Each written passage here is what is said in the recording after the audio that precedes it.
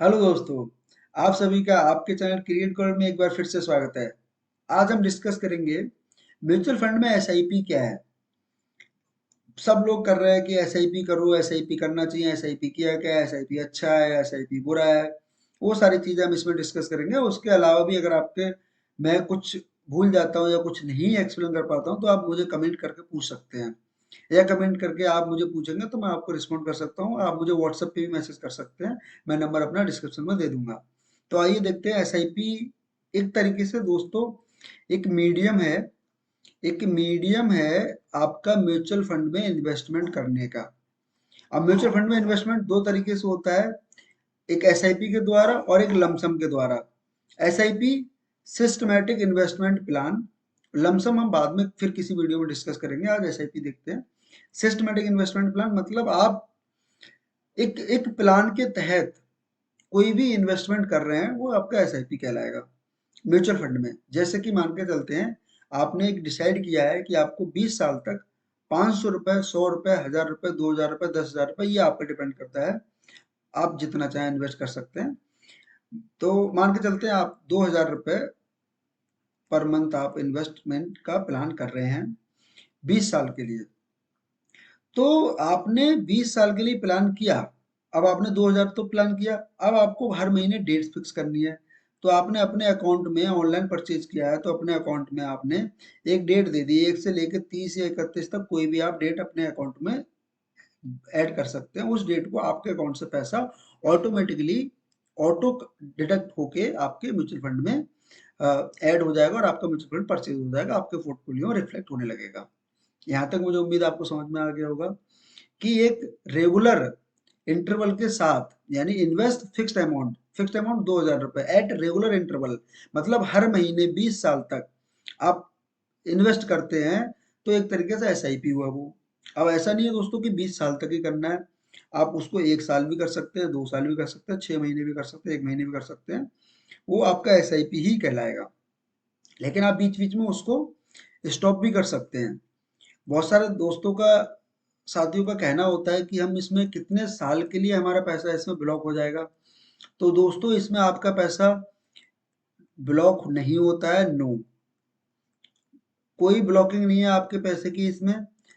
कोई भी बाउंडेशन नहीं है, नो बाउंडेशन। आप कभी भी पैसे को निकाल सकते हैं, कोई कभी भी पैसे को इसमें डिपॉजिट कर सकते हैं। आप कभी भी अपनी एसआईपी को पॉज भी कर सकते हैं, आप पॉज करना चाहें आप इसको पॉज भी कर सकते हैं, आप इसको स्टॉप भी कर सकते हैं, आप इसको स्टार्ट भी कर सकते हैं कभी भी। आप न्यू एसआईपी भी परचेज कर सकते हैं, न्यू एसआईपी भी आप परचेज कर सकते हैं, नया एसआईपी ले सकते हैं। ये सब कुछ आप पर है, आप पर निर्भर करता है, आप जैसे चाहें वैसे कर सकते हैं। बहुत ही बढ़िया तरीका है आपकी वेल्थ क्रिएट करने का। म्यूचुअल फंड में आप इन्वेस्टमेंट कीजिए, एसआईपी के द्वारा कीजिए। अगर ज़्यादा पैसा है तो आप लमसम के द्वारा कीजिए, उसका वीडियो बाद में बनाएंगे। आप थोड़ा थोड़ा पैसा इन्वेस्ट करना चाहते हैं रेगुलर इंटरवल से, तो आप लंबे समय तक 10 साल 20 साल तक आइए, आप अपना लंबा पैसा बना के ले जा सकते हैं। अब अब अभी आप कहेंगे नहीं, आप तो कह रहे थे इसको कोई टाइम ड्यूरेशन नहीं है। हाँ दोस्तों, टाइम ड्यूरेशन कुछ भी नहीं है। लेकिन म्यूचुअल फंड ऐसा कहता है कि अगर आप 10 साल 20 साल मुझे देंगे, मेरे साथ इन्वेस्ट करेंगे, तो मैं आपको वेल्थ क्रिएट करके दूंगा। अब आप अगर मान के चलते हैं कि आपने 1000 रुपये इन्वेस्ट किया और आपने 1 साल तक किया, तो आपका कितना जमा हुआ, 12,000। आपको कौन सा ज्यादा रिटर्न मिल जाएगा। अब आप भले ही 1 साल में निकाल लो पैसा अपना, लेकिन आपको रिटर्न तो ज्यादा नहीं मिलेगा। तो इसीलिए म्यूचुअल फंड कहता है कि 10 साल 20 साल 25 साल के लिए आइए, लंबे समय के लिए आइए, अपना पैसा बना के लेके जाइए, अपना भविष्य बना के लेके जाइए, अपने बच्चों का भविष्य बना के लेके जाइए एसआईपी के माध्यम से। दोस्तों बहुत सारे लोगों के पास बहुत सा ज़्यादा पैसा नहीं होता, उनके एक्सपेंसेस, उनके डेली खर्चे, महंगाई बढ़ रही है, उनके बहुत सारे खर्चे हो जाते हैं, उनके पास कुछ भी नहीं बचता है, जीरो बचता है, जीरो बटा सन्नाटा, कुछ नहीं रहता। तो उन लोगों के लिए एसआईपी प्लान बहुत अच्छा है।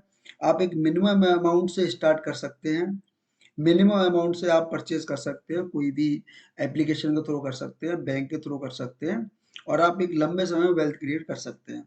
अब मैं इसको दूसरी भाषा में आपको बताना चाहूंगा कि एसआईपी क्या है। ये तो आपने समझ लिया कि सिस्टमेटिक इन्वेस्टमेंट प्लान है, मंथली इन्वेस्ट करो, टाइम पे इन्वेस्ट करो, आपका पैसा बढ़ता रहेगा, कटता रहेगा। ये एक अलग तरीके से हो गया। मैं इसको दूसरी भाषा में बताता हूँ।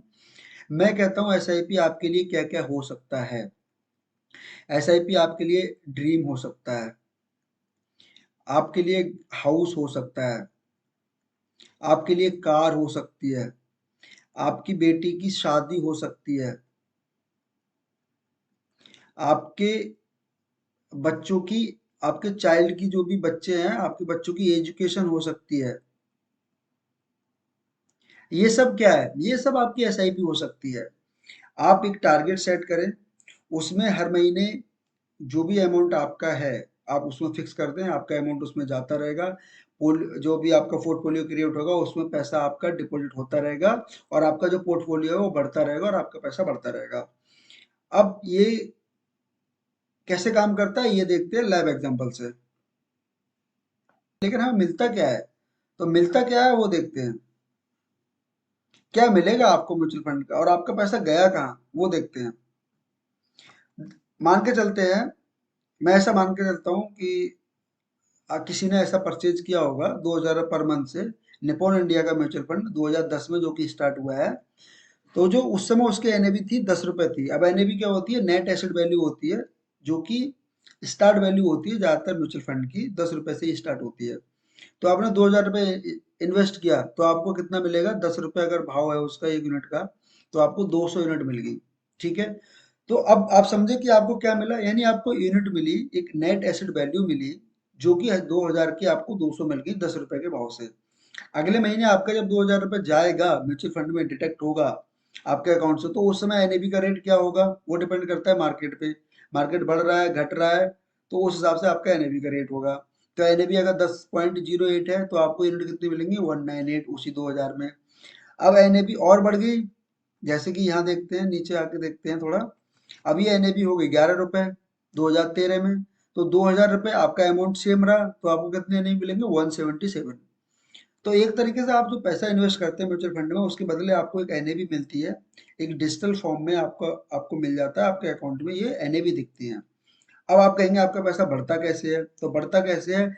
जैसे जैसे आपका एनएवी बढ़ता है वैसे वैसे आपका पैसा बढ़ता है। अब क्वेश्चन दूसरा ये होगा कि एनएवी कैसे बढ़ता है दोस्तों? तो एनएवी कैसे बढ़ता है अब देखते हैं।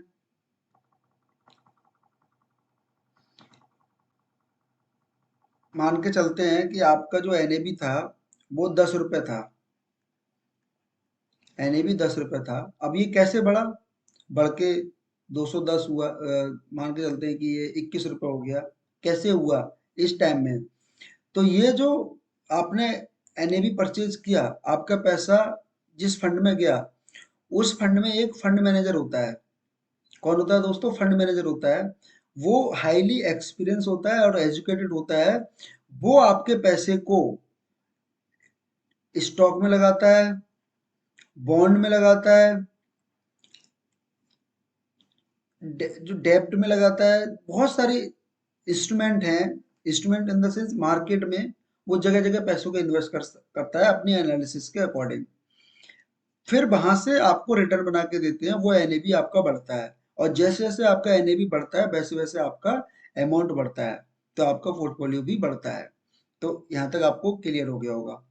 ठीक है दोस्तों।